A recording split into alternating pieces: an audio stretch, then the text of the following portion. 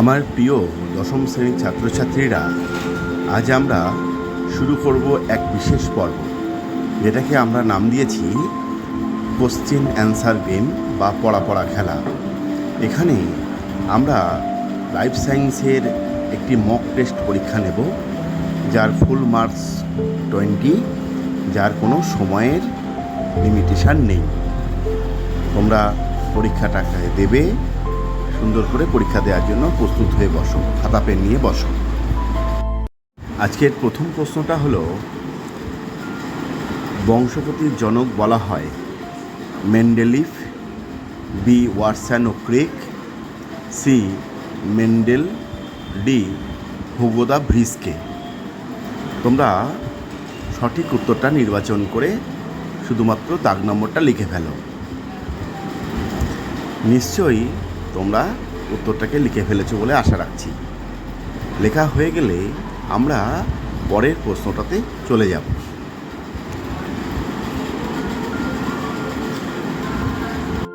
তো লেখা না হলে প্রয়োজনে তোমরা ভিডিওটাকে পজ করেও উত্তরটাকে লিখে নিতে পারো।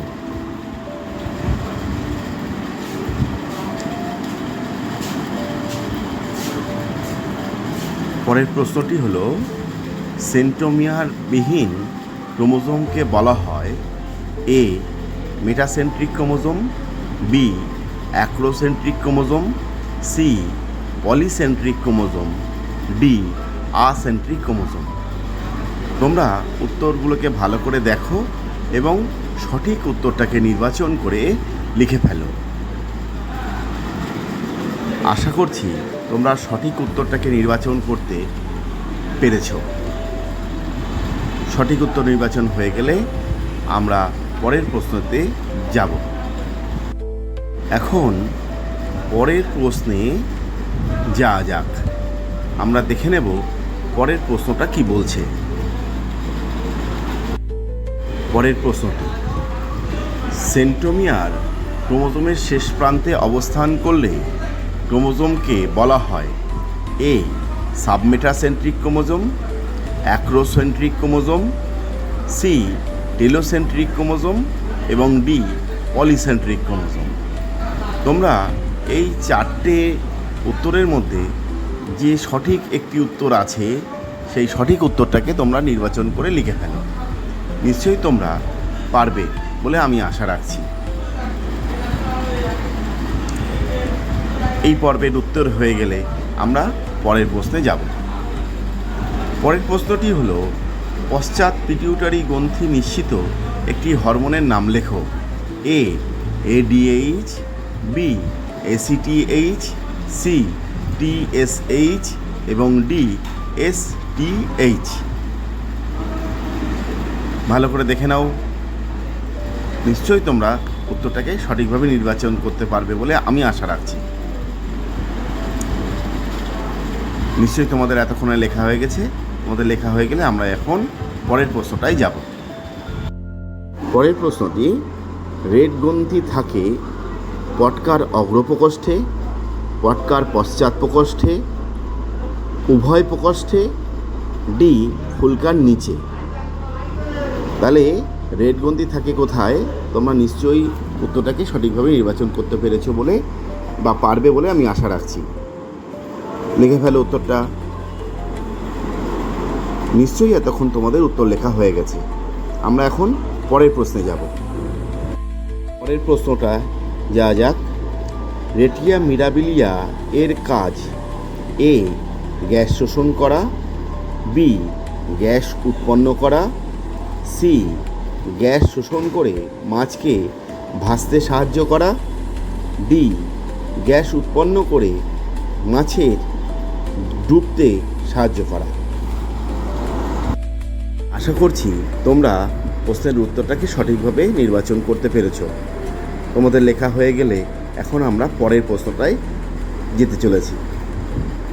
প্রয়োজনে যদি উত্তর লেখা না হয়ে থাকে তাহলে ভিডিওটাকে পজ করে তাহলে আবার পুনরায় শুরু করতে পারো। টিএসএইচ উৎপন্ন হয় অগ্র পিটিউটারি থেকে, মধ্য পিটিউটারি থেকে, পশ্চাৎ পিটিউটারি থেকে থাইরয়েড গ্রন্থি থেকে। তোমরা প্রশ্নের উত্তরটাকে সঠিকভাবে নির্বাচন করে ফেলো। আমার প্রিয় ছাত্রছাত্রীরা, নিশ্চয়ই এইভাবে প্রতিদিন পরীক্ষা দিলে তোমাদের জ্ঞানের ভাণ্ডার প্রতিদিন পূর্ণ হবে বলে আমি মনে করছি। তোমাদের ধারণা আমার সঙ্গে অবশ্যই মেসেজ করে আমাকে জানাবে। নিশ্চয়ই এই প্রশ্নের উত্তরটা তোমরা নির্বাচন করতে পেরেছ বলে আমি আশা রাখছি। এখন পরের প্রশ্নটিতে যাওয়া যাক। পরের প্রশ্নটি, বিপদকালীন হরমোন বলা হয় এ এসিটিএইচকে, বি এসটিএইচকে, সি অ্যাড্রিনালিন হরমোনকে, ডি থাইরক্সিন হরমোনকে।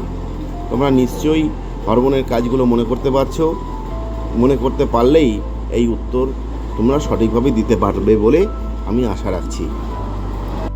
তোমরা উত্তরটাকে সঠিকভাবে তোমাদের খাতায় লিখে ফেলো, দাগ নাম্বার দাও এবং সঠিক উত্তরটাকে নির্বাচন করে সেই দাগ নাম্বারটা শুধুমাত্র দিলেই হবে।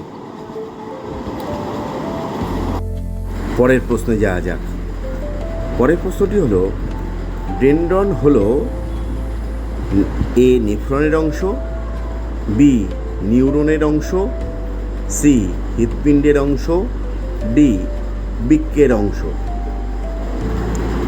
তোমরা মনে করো ডেনড্রন কোথায় থাকে? তোমরা নিশ্চয়ই পারবে বলে আমি ধারণা করছি। আশা করছি তোমরা পেরেছো। তোমাদের উত্তরটাকে সুন্দর করে লিখতে পেরেছো বলে আমি আশা করছি। তোমরা উত্তরটাকে নির্বাচন করে তোমাদের উত্তরপত্রে ভালোভাবে লিখে ফেলো। আমরা এখন পরের প্রশ্নটিতে অগ্রসর হব। পরের প্রশ্নটা দেখে নেওয়া যাক। পরের প্রশ্নটি হলো, ডিএনএর গঠন আবিষ্কার করেন এ ওয়াটসন ও Crick, B Alexander Fleming, C Gregor Johann Mendel, D Isaac Newton. কোন বিজ্ঞানী আবিষ্কার করেছিলেন ডিএনএর গঠন? তোমরা নিশ্চয়ই ধারণা করতে পারছো। তোমাদেরকে বলেছিলাম ডিএনএর দ্বিতন্ত্রী মডেল গঠন করেছিলেন কোন বিজ্ঞানী? নিশ্চয়ই মনে করতে পারছো। আশা করছি তোমাদের এই প্রশ্নের উত্তরটা তোমরা সঠিকভাবে নির্বাচন করতে পেরেছো। নির্বাচন করা হয়ে গেলে তোমরা তোমাদের খাতায় প্রশ্নের উত্তরটাকে সুন্দরভাবে লিখে ফেলো। আমরা এবার পরের প্রশ্নটাতেই চলে যাব। পরের প্রশ্নটা একটা ভিন্ন ধর্মের প্রশ্ন। এখানে আমরা সঠিক ভুল নির্বাচন করব। এখানে এই পর্বে 4টি প্রশ্ন থাকবে। সঠিক ভুল নির্বাচন করো। ক্রোমোজোমের ক্রোমাটিডের ভিতর একজোড়া কমনীমা তন্তু অবস্থান করে। এই তথ্যটি সঠিক না ভুল? তোমরা যখন ক্রোমোজোমের গঠন পড়েছিলে সেখানে ক্রোমোজোমের ক্রোমাটিড পড়ানোর সময় ভেতরে দুটো সরু সরু সুতোর মতন অংশের কথা বলা হয়েছিল। তার নাম কি তোমরা মনে করতে পারছো? তোমরা যদি মনে করতে পারো তাহলে এই প্রশ্নের উত্তর দেওয়া তোমাদের পক্ষে কোনো রকমভাবেই অসুবিধা হবে না।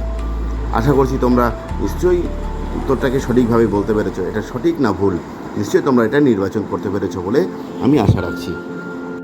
পরিবর্তিত পরিবেশের সাথে মানিয়ে চলার জন্য যে সমস্ত পরিবর্তন জীবের লক্ষ্য করা যায় তাকে অভিযোজন বলে। কথাটা সত্য না মিথ্যে? এই প্রশ্নের উত্তরটা তোমরা নির্বাচন করে ফেলো। আশা করছি তোমরা প্রশ্নের উত্তরটাকে সঠিকভাবে লিখতে পেরেছো। আমরা এবার পরের প্রশ্নে চলে যাব। পরের প্রশ্নটা দেখা যাক। মাছের প্রধান শ্বাস অঙ্গের নাম ফুলকা। কথাটা সঠিক না ভুল? এটা নির্বাচন করো। সঠিক হলে সঠিক আর ভুল হলে ভুল। এই কথাটা তোমাদেরকে লিখতে হবে। তোমরা মনে করো মাছের শ্বাসঅঙ্গ কোথায় থাকে? মনে পড়ছে কানকোর নিচে যে লাল রঙের অংশটা লক্ষ্য করা যায় সেই অংশটাকে কি বলা হয়? মনে পড়ছে? মনে করতে পারলেই উত্তরটাকে তোমরা সঠিকভাবে লিখতে পারবে। মনে করো, লিখে ফেলো। নিশ্চয়ই তোমরা উত্তরটাকে সঠিকভাবে লিখতে পেরেছ। তোমাদের লেখা হয়ে গেলে আমরা পরের প্রশ্নটায় চলে যাব। পরের প্রশ্নটা, হরমোন যেখানে উৎপন্ন হয় সেখানেই ক্রিয়া করে। কথাটা সঠিক না ভুল? হরমোনের কাজ মনে করো, হরমোনের ক্রিয়াস্থল মনে করো। কোথায় কাজ করে? হরমোন যেখানে উৎপন্ন হয় সেখানে কাজ করে না দূরের কোনো জায়গায় গিয়ে কাজ করে? যদি তোমরা মনে করতে পারো তাহলে নিশ্চয়ই উত্তরটা তোমরা লিখতে পারবে।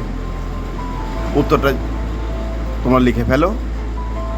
আশা করছি তোমাদের উত্তর লিখতে কোনো অসুবিধা হবে না, কারণ নিশ্চয়ই তোমরা এই বিষয়টা ভালো করে পড়াশোনা করেছো।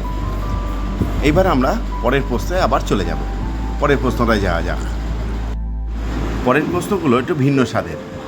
শূন্যস্থান পূরণ করো। এই পর্বে 4টে প্রশ্নের উত্তর তোমাকে লিখতে হবে। প্রথম প্রশ্নটা হলো, ডিএনএর পুরনো কথা হলো ড্যাশ। ডিএনএর পুরো কথা হলো ড্যাশ। লিখে ফেলো উত্তরটাকে, তাড়াতাড়ি লিখে ফেলো। উত্তরটাকে লেখা হয়ে গেলেই আমরা পরের প্রশ্নে চলে যাব। নিশ্চয়ই তোমরা উত্তরটাকে লিখতে পেরেছো বলে আশা করছি। আমরা পরের প্রশ্নে অগ্রসর হব।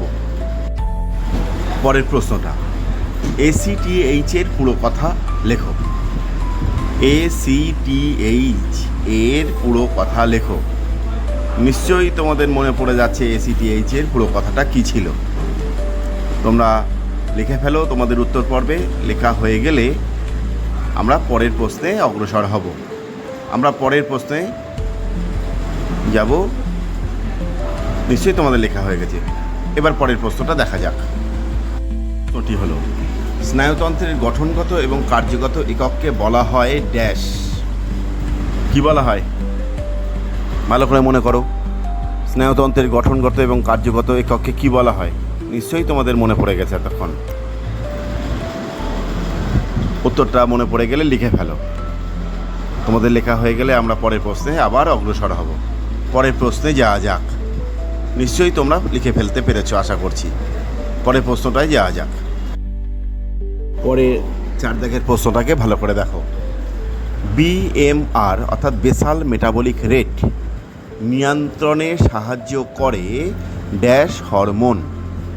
BMR নিয়ন্ত্রণে সাহায্য করে কোন হরমোন? মনে করার চেষ্টা করো। হরমোনের কাজগুলো, হরমোনের নামগুলো তোমরা মনে করার চেষ্টা করো। নিশ্চয়ই তোমরা এই প্রশ্নটার উত্তর সঠিকভাবে দিতে পারবে বলে আমি আশা রাখছি। নিশ্চয়ই প্রশ্নের উত্তর লেখা হয়ে গেছে। লেখা হয়ে গেলে আমরা পরের প্রশ্নে অগ্রসর হব। পরের প্রশ্নটা দেখা যাক। আমরা এখন পরের প্রশ্নটাকে ভালো করে দেখে নেব। পরের প্রশ্নগুলো মাত্র 2টো প্রশ্ন আছে এখানে তোমাদের এক কথায় উত্তর দিতে হবে, অর্থাৎ প্রশ্নগুলো একটি ভিন্ন স্বাদে। প্রথম প্রশ্নটা দেখো ভালো করে। যেখানে একটি নিউরনের শেষ এবং অন্য নিউরনের শুরু, সেই অংশকে কি বলা হয়ে থাকে? যেখানে একটা নিউরনের শেষ, অপর একটি নিউরনের শুরু, সেই সংযোগস্থলকে কি বলা হয়? নিশ্চয়ই তোমরা মনে করতে পারছো। উত্তর লেখা হয়ে গেলে আমরা পরের প্রশ্নে অগ্রসর হব। তোমরা উত্তরটাকে লিখতে পেরেছো নিশ্চয়ই আশা করছি। তোমরা খুঁজে পেয়েছো নিশ্চয়ই। শেষ প্রশ্নটা আমরা দেখে নেব। ব্যাঙাচির পুচ্ছ গঠনে সাহায্য করে কোন হরমোন? ব্যাঙাচির পুচ্ছ গঠনে সাহায্য করে কোন হরমোন? নিশ্চয়ই তোমরা এই প্রশ্নের উত্তরটাকে সঠিকভাবে লিখতে পারবে বলে আমি ধারণা করছি। নিশ্চয়ই তোমাদের উত্তর লেখা হয়ে গেছে। হরমোনটার নাম নিশ্চয়ই তোমাদের মনে পড়ে গেছে। এইভাবে তোমাদের প্রশ্নের উত্তরগুলো সব লেখা হয়ে যাওয়ার পরে তোমরা একবার ভালো করে প্রশ্নের উত্তরগুলোকে প্রশ্নের সঙ্গে মিলিয়ে নাও। আশা করছি তোমাদের মেলানো হয়ে গেছে। মেলানো হয়ে গেলে তোমাদের উত্তরপত্রটার একটা ছবি তুলে আমার পার্সোনাল হোয়াটসঅ্যাপ নাম্বারে তোমরা এই উত্তরটা আমাকে পাঠিয়ে দাও। আমি সময় মতন তোমাদের প্রত্যেকের খাতা দেখে দেওয়ার চেষ্টা করব এবং তোমাদের ভুল থাকলে সেইগুলোকে সংশোধন করে দেওয়ার চেষ্টা করব এবং এই পরীক্ষাটাতে তোমরা কেমন নাম্বার পেলে সেটাও আমি বলে দিতে পারবো। এখানেই শেষ হলো আমাদের কোশ্চেন অ্যান্সার গেমের পড়া খেলা অংশটি। এইভাবে প্রতিদিন যদি তোমরা প্রতিদিন নির্দিষ্ট সময় অন্তর যদি এইভাবে তোমরা পরীক্ষা দিতে থাকো, তাহলে আশা রাখছি তোমাদের জ্ঞানের ভাণ্ডার অনেক বাড়তে থাকবে। প্রতি সপ্তাহে যদি এমন পরীক্ষা আমরা 2টো বা 3টে নিতে পারি, তাহলে মোটামুটি 40টা প্রশ্ন সপ্তাহে তোমাদের উত্তর জানা হয়ে যাবে। 40টা প্রশ্ন যদি 1 মাস ধরে চলতে থাকে, তাহলে 80 থেকে 100টা প্রশ্নের উত্তর তোমাদের জানা হয়ে যাবে 1 মাসের মধ্যে। ঠিক এইভাবে 3 মাস যদি তোমরা প্র্যাকটিস করতে পারো, জীবন বিজ্ঞানের এমন কোনো প্রশ্ন থাকবে না যার উত্তর তোমরা জানো না বলে তোমাদের মনে হয়। তোমরা যদি মনে করে থাকো এইভাবে পড়াশোনা করলে ভালো হয়, তাহলে অবশ্যই কমেন্ট করে আমাকে জানাবে। কোনো রকম ভুল ত্রুটি থাকলে অবশ্যই আমাকে জানাবে। তোমাদের ভালো লাগলে নিশ্চয়ই এটাকে শেয়ার করো এবং অন্যদের মধ্যে বিনিময় করার চেষ্টা করো এবং অন্য ছাত্রছাত্রীদের আগ্রহী করে তোলার চেষ্টা করো।